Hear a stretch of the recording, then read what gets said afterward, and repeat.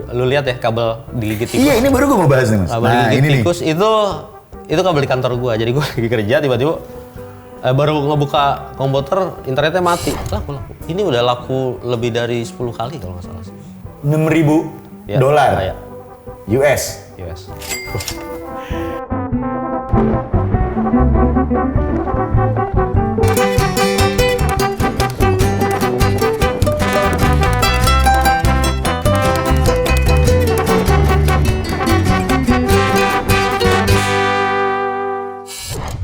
Next era gengs, terkadang hidup itu penuh dengan misteri. Dan gue yakin lo pasti butuh dengan yang namanya solusi. Di program inilah, program yang tepat nih yang lagi lo saksikan. Intips, informasi, dan tips. Program terbaru dari Next Era. Di episode kali ini, buat lo yang lagi butuh informasi, butuh tips tentang mempertebal dompet. Tapi lo cuman punya kamera mungkin, atau lo punya gadget mungkin. Gue datengin orang yang tepat. Nih followersnya kalau di Instagram 500 ribuan. Kalau di TikTok udah 900 ribu lebih, betul? Langsung aja kita sambut Mas Fajrul Islam, luar biasa. Mas, apa kabar Mas? Sehat. Tempat terbaik. Mas Fajrul Islam ini kalau kita buka dulu ya Instagramnya ya. Pertama kali yang akan lo lihat adalah beliau seorang digital creator yang di bio-nya tertulis sharing cara jual foto di internet. Gue nggak mau nanya apa kabar karena gue yakin pasti Mas Fajrul lagi baik hari ini. Ya. Yang mau gue tanyain pertama, udah dapat berapa Mas dari jual foto di internet? Jual foto di internet, gue dari 2015. Sekarang kalau dicek mungkin sekitar 6.000 sekian. 6.000 dolar? Ya. US? Tapi itu nggak nyita waktu kan? Untuk dapat duit segitu tuh nyita waktu nggak sih Mas? Maksudnya kayak apakah Mas Fajrul harus nyari objek yang yuk jadi model gue yuk, ayo yuk syuting apa segala macam, harus kayak gitu nggak? Kalau gue pribadi karena ini bukan juga full time job gue ya, maksudnya ini sampingan, jadi nggak bisa dibilang ini nyita waktu sih. Jadi gue ngerjain ini di waktu-waktu senggang aja, weekend misalnya, submitnya bisa malam. Oh, dulu awal mula jatuh cinta ke fotografi itu yang difotoin apa Mas? Ini menarik sebenarnya ceritanya dan gue pernah cerita nggak ya ke tempat lain ya? Jadi di kantor sering gua, ya diundang podcast ya? Beberapa kali. Asik. Tempat kerja gue itu dulu, ini karena gue kerja di NGO ya. Dulu sempet bikin acara yang dia ngundang tokoh dari luar negeri, dan ada juga pejabat Indonesia. Terus gue belum pernah sama sekali megang kamera DSLR. Jadi kalau motret tuh ya pakai HP seadanya gitu ya. Tiba-tiba disuruh jadi fotografer lah ya di acara itu. Di acara itu. Itu malunya minta ampun karena tidak terbiasa ya. Tiba-tiba gue disuruh maju, dilihat banyak orang, tiba-tiba pegang kamera yang agak besar, skill nggak punya, ya udah jepret-jepret aja. Pulang dari situ gue lihat hasilnya, miring-miring semua. Oh gitu. Dikomplain nggak? Dikomplain? Pastilah. Untungnya gue bisa Photoshop. Untungnya gue sedikit-sedikit bisa desain. Jadi ngerasa tertantang lah buat belajar fotografi. Ini kebetulan di kantor ada kamera dan gue bisa pakai kayaknya buat belajar. Ya udah gue belajar dari situ, dari internet segala macem, sampai akhirnya gue lebih tertarik lagi setelah gue nabung beli kamera sendiri. Oh berarti awalnya kecelakaan dan dijorokin lah ibaratnya Mas ya? Betul. Di NGO ini berarti udah lama ya Mas ya? Lama gue. Berapa tahun Mas? Dari zaman kuliah? Iya, pertengahan kuliah lah, mungkin semester 5-6 gitu lah. Kamera pertama berarti beli setelah berapa lama setelah disuruh moto di acara? Mungkin sekitar 2-3 tahun nih kalau nggak salah. Gue lupa persis detailnya, tapi sekitar itulah. Itu juga gue beli kamera second, sebut brand boleh? Boleh Mas. Gue beli Nikon D3100. Udah lu langsung Nikon Mas? Jadul banget. Iya Nikon. Tahu tentang jual foto di internet tuh pertama kali kapan Mas? 2011 lah. 2011? Iya. Nah, fotonya sendiri baru mulai berarti beli Nikon tuh saat itu tahun berapa tuh? 2003-an deh kayaknya. Buset. Berarti butuh waktu berarti Mas Fajrul di NGO ini dari tahun 2000-an? Iya deh kalau nggak salah. 2001 sekitar segitu deh? Enggak. Sorry. Kayaknya gue itu masuk kantor 2007, belajar fotografi ya sekitar 2010-an itulah ya. Oke, dari situ. Terus tahu itu, gue tahu jualan foto itu karena gue dikontak. Jadi bukan gue nyari. Oh, Jadi dikontak. awalnya ya itu kan gue kan salah satu belajarnya gue mau motretin kegiatan kantor lah ya. Entah itu rescue training salah satunya, training gimana cara nolongin orang di sungai segala macam. Itu gue fotoin, gue upload di Flickr. Lu tau Flickr? Tahu, yang titik 2. Iya. Flickr tuh lama banget, mungkin anak sekarang nggak tahu Flickr ya. Gue tuh nggak tahu loh Flickr tuh dulu buat apa sih? Berarti dia sama itu kayak buat sharing foto. buat sharing Sebenarnya foto. sama kayak Instagram? IG kali ya. Cuma kalau IG itu kan sosmed, kalau dia memang fotografer.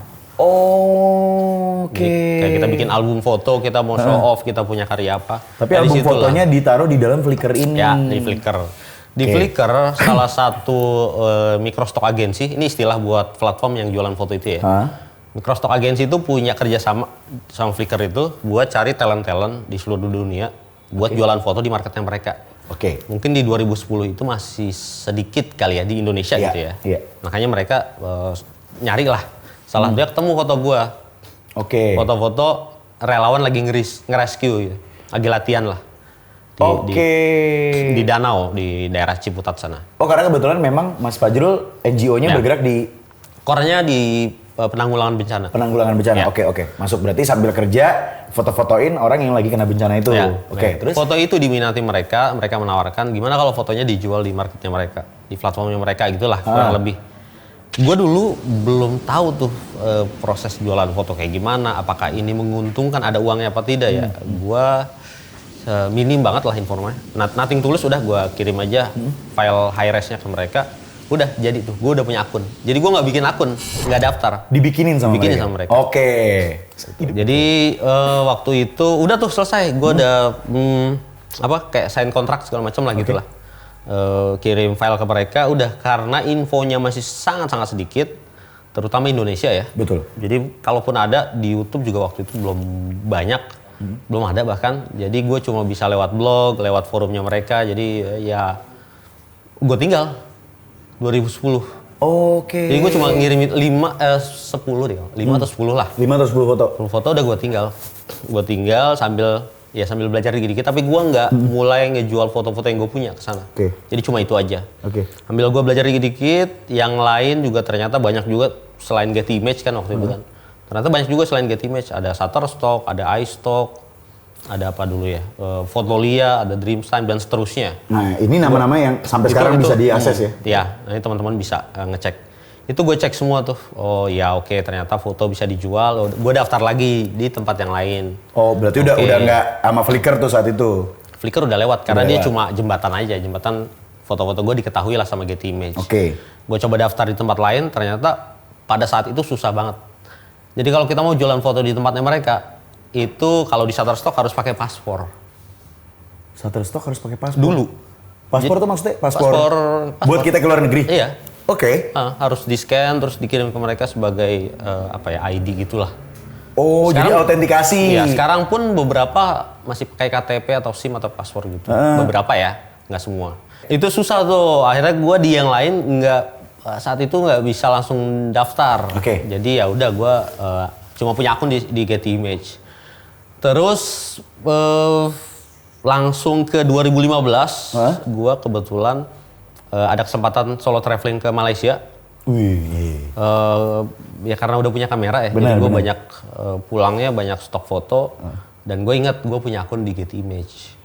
Oke. Nah dari situ mulai deh stok-stok yang gue punya dari Punya di Malaysia itu ya Malaysia. udah gue pindahin ke Getty Image. Oke. Dari situ mungkin ada sekitar 200 foto lah, kan diseleksikan, tidak semua foto kita Upload. upload. Mungkin selang 2 bulanan. Oh, itu yang seleksi kita sendiri kan? Iya, dari Tapi kita kalau dulu. Kalau kita mau upload sesuka kita bebas kan, Mas? Misalnya kayak anggaplah gue foto 200 nih, 200 mau gue masukin, mau gue jual. Bebas bisa? aja, cuma sama mereka bakal di-review lagi. Oh. Dikurasi lagi, kira-kira layak nggak dijual. Oke, lanjut. Selang sekitar 2 bulan, ada satu foto gue yang kejual dari Malaysia. Sekitar 1 bulan. 2 bulanan lah. Dari 200-an foto itu, ada satu foto yang kejual dan lumayan. Nah, ngomongin soal lumayan. Termurah pernah dibeli berapa? Termahal pernah dibeli berapa satu foto? Kalau termurah sih, 0,01 sen lah. 1 sen pernah ada yang beli? Ada. Oke. Banyak. Kalau paling mahal? Paling mahal sekitar 130-130an dolar. Dolar? Dolar. $120 berarti sekitar 1,5 juta ya? Ya. 1,5 sampai 1,15 lah ya. Kalau $100 nih. Nah, yang nentuin harga itu siapa, Mas? Agensinya. Oh, agensinya. Ya, jadi si Getty Images dan kawan-kawan Getty ini. Images, betul. Mereka punya paket-paket penjualan yang nantinya akan berpengaruh ke uang yang kita dapatkan. Oke. Nah, kalau yang tadi foto Malaysia pertama kali laku. Berapa? Itu $60. Wajar kalau langsung termotivasi. $60. Kalau foto iseng di Malaysia, 200 dapat di-upload, tiba-tiba yang laku $60. Ya, satu foto. Tahun berapa tuh, Mas? 2015. 2015. Berarti saat itu dolar ya 14 ribuan lah. Kita hitung dulu ya. Kita ngitungin duit orang ya. Iya. 60 kali 14.500.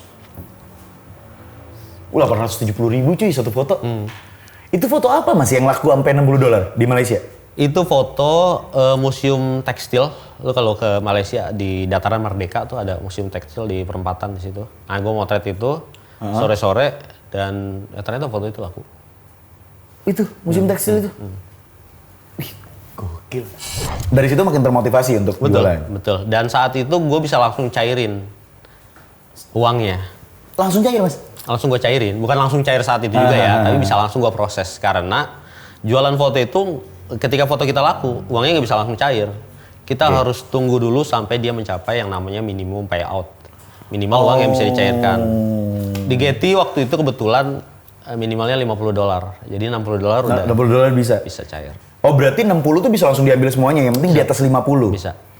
Oke. Iya sih ribet juga kalau Getty Images sampai harus transfer yang 0,1 sen. Repot juga ya. Repot. Tapi berarti itu foto pertama dan itu foto pertama yang laku sepanjang karirnya Mas Fajrul. Betul. Luar biasa. Yang paling mahal, Mas, foto apa? Gue lupa ya antara foto hewan atau yang harga 120-130. Kayaknya sih foto ornamen masjid. Oke. Ornamen masjid. Masjid itu kan banyak ada ornamen Islamic ornamen gitu ya. Gue foto itu. Yang beli dari Timur Tengah gitu lah.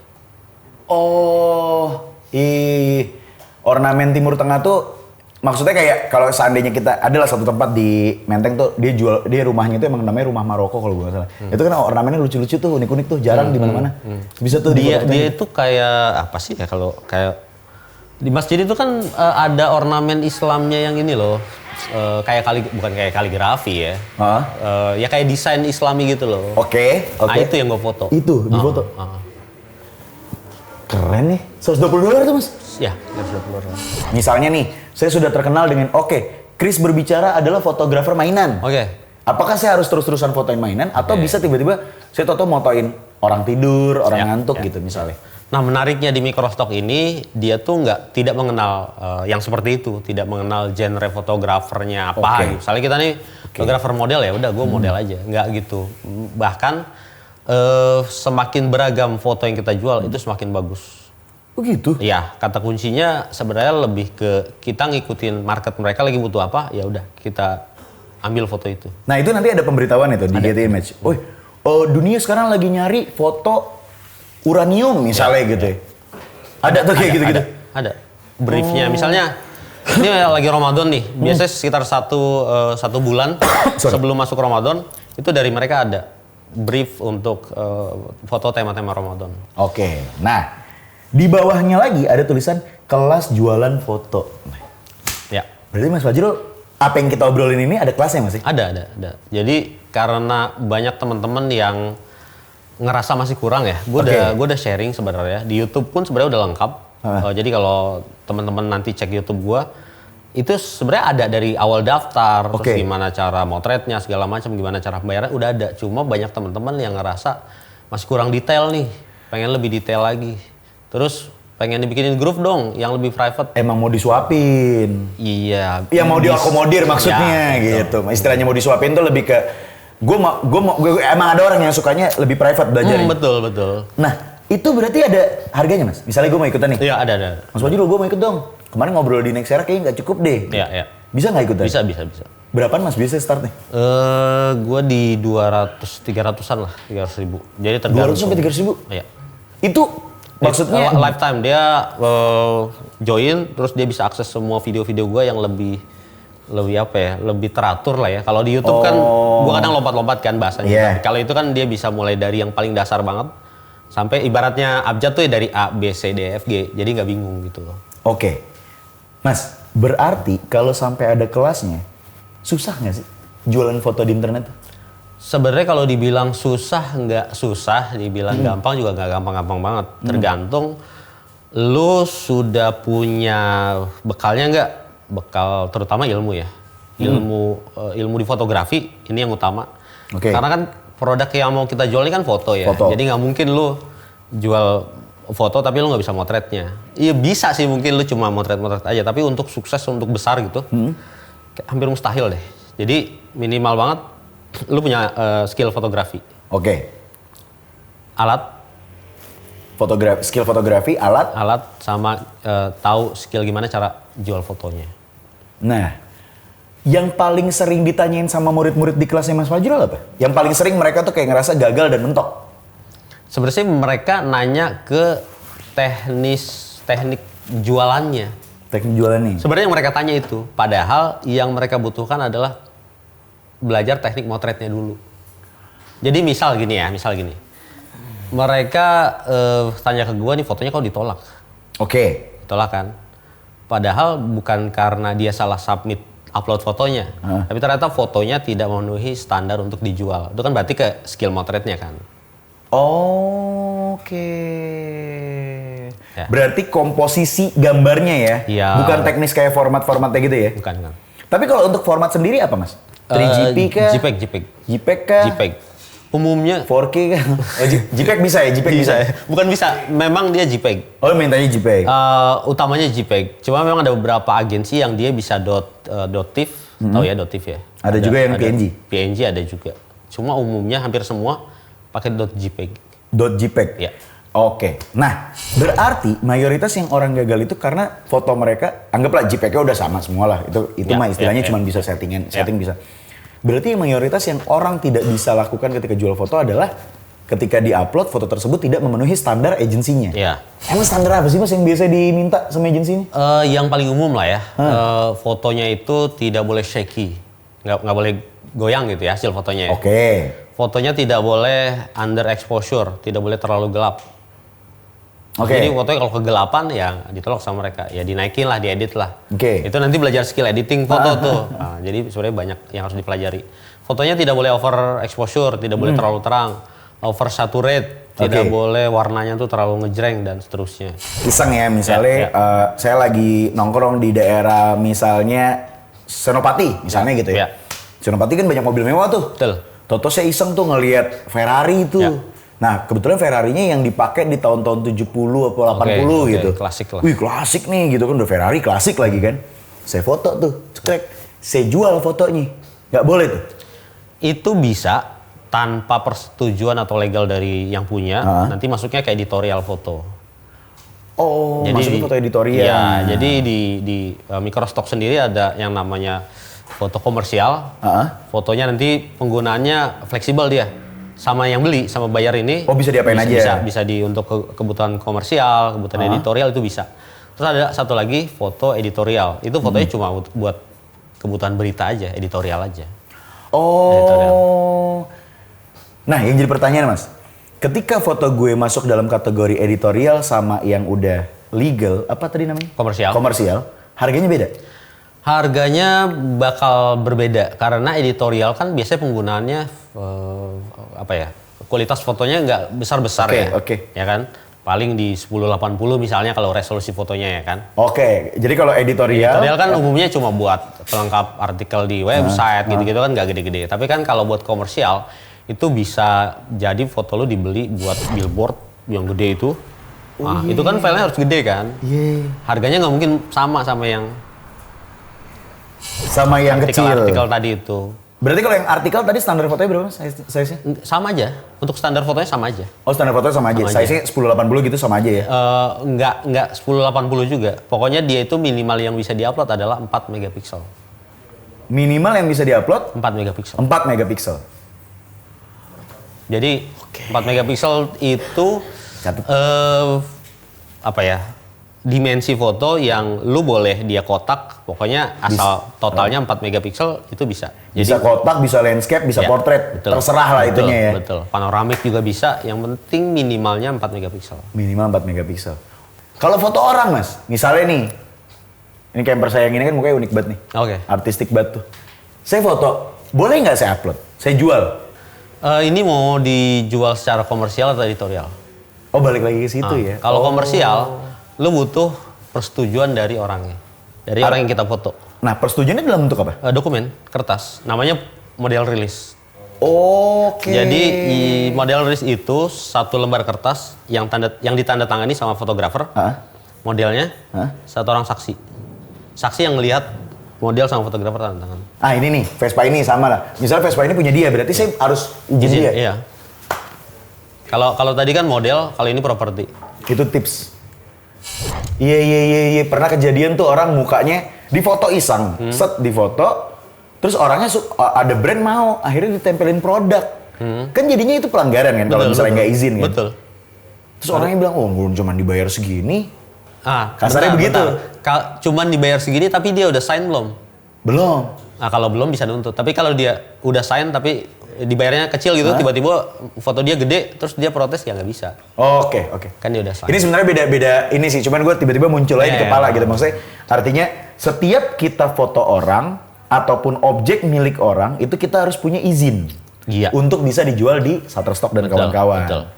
Kadang gua iseng motret gitu ya sesuatu ya, kayak yang lu lihat ya kabel digigit tikus. Iya, ini baru gue mau bahas nih mas. Kabel digigit tikus itu kabel di kantor gua. Jadi gua lagi kerja tiba-tiba baru ngebuka komputer internetnya mati. Laku. Ini udah laku lebih dari 10 kali kalau nggak salah. Wih, iya. Harganya sama? Beda-beda. Apa makin lama makin naik? Enggak, beda-beda. Harga tuh kan tadi tergantung sama paket penjualannya kan. Bayar mau beli dengan paket yang mana nih? Itu yang nanti akan membedakan harganya. Oh, iya. Asik. Ini kabel putus ini jadi berapa mas? Seingat Mas Fajrul? Aduh lupa gua. Kayaknya lebih dari $10 lebih deh.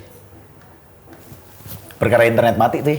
Iya. Jadi gua pernah bilang di salah satu video YouTube gue ya bahwa ketika kita jadi microstocker, orang yang jualan foto di internet, itu kalau memang kita menghayati gitu dan udah lama, cara pandang kita terhadap sesuatu itu bakal sedikit berbeda.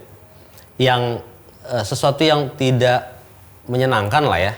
Kayak lu lagi kerja tiba-tiba putus, terus yang cewek-cewek lagi pakai high heel tiba-tiba patah. Itu semuanya mungkin kalau sebelum gua kenal microstock, ya gue cuma kesal aja kan. Apes aja. Tapi setelah gua tahu foto itu bisa dijual, sebelum gua kesal ya gua foto dulu. Foto hewan juga Mas Fajrul pernah ya? Pernah. Oke. Foto hewan karena hewan-hewan yang sering kita temuin kan mudah ya. Kayak lu punya kucing, punya anjing kan. Iya benar. Tiap hari jadi mesin uang aja. Kok tahu Mas saya punya kucing anjing? Lihat IG-nya. Oh iya. Nggak tadi sebelum on cam udah ngobrol. Iya benar. Oke. Sekali lagi terima kasih Mas Fajri. Siap. Mas Fajri lagi, Mas Fajrul. Mas ini biasa ada tips. Tapi kan ini semua yang kita obrolin tips ya Mas.